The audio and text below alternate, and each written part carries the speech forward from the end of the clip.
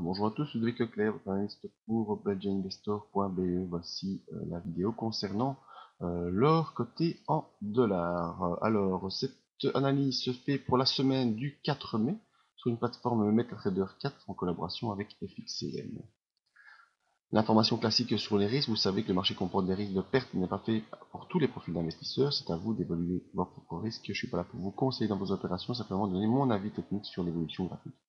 Et je vous conseille simplement d'utiliser les comptes démo afin d'établir vos stratégies et vérifier qu'elles sont efficaces. Moi, la stratégie que j'utilise, c'est l'analyse des impulsions, une technique que je peux vous enseigner, qui utilise différents outils, qui permet de suivre la tendance et de détecter les retournements.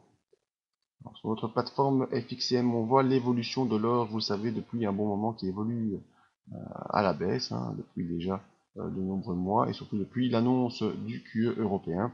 On a comme point de repère important la zone des 1150 comme support, et la zone des 1216 comme résistance, et qui forment en hebdomadaire une épaule, tête, épaule, voilà, épaule, tête, épaule, dans une phase baissière, surtout à la fin de cette phase baissière, pourrait nous donner quand même une poursuite de cette phase baissière avec une ligne de coût qui se situe ici vers les 1150, qui est notre point de support important à surveiller.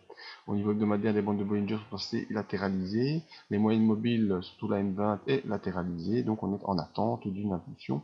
Et la bougie cette semaine, vous voyez qu'elle a été fortement volatile. On est venu tester des points hauts vers les 1216 avant de complètement s'écraser pour venir clôturer quasiment sur les points d'ouverture de début de semaine. Et ça, c'est pas très bon, c'est plutôt le signal d'une poursuite de la baisse vers les 1150 avec une formation complète de l'épaule, tête, épaule, l'épaule droite ici étant pour l'instant incomplète, et un contact avec les 1150 terminerait cette figure. Mais passons sur l'unité journalière, où là on a aussi une autre épaule, tête, épaule, mais inversée. Voilà, une épaule, une tête, une épaule. Ligne de coup, classique, 1216. On est venu cette semaine, vous voyez, début de semaine, on a fortement accéléré. On est repassé au-dessus de la M7, repassé au-dessus de la M20. On est venu jouer proche des 1116, 1115.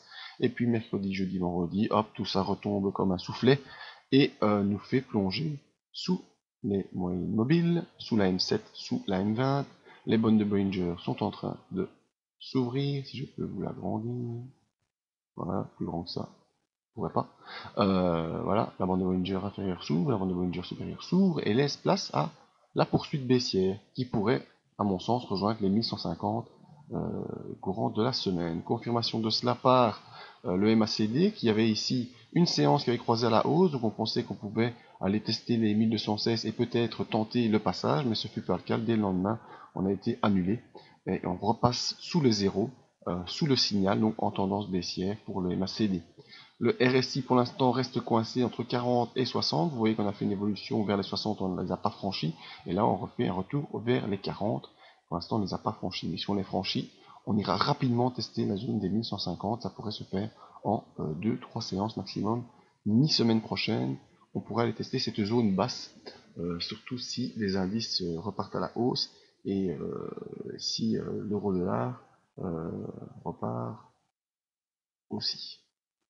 Donc voilà, à surveiller dès lundi. Poursuite baissière. Pour l'instant, on n'a pas encore connu de clôture en dehors des bandes des Bollinger. Ça pourrait donner un coup d'accélérateur si on fait une clôture baissière en dessous de la bande de Bollinger lundi. Eh bien, à surveiller donc très très fort la zone 1150 qui, pour l'instant, est notre objectif. On peut essayer de se placer une fourchette, tiens. Je viens de voir ça.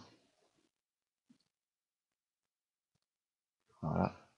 Donc on a cette ligne bleue comme point de support pour nous guider vers les 1150.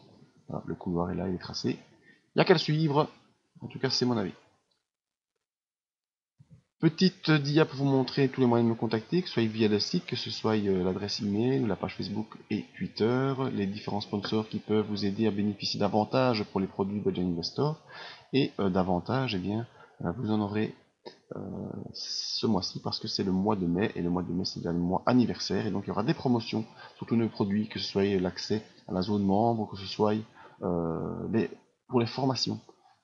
Donc n'hésitez pas à venir surveiller le site ou vous inscrire dans la mailing list afin de tout recevoir dans votre boîte email, que ce soit les analyses, les mises à jour, les informations importantes, mais aussi les promos du mois de mai. Bon, bonne fin de week-end à tous, à très bientôt.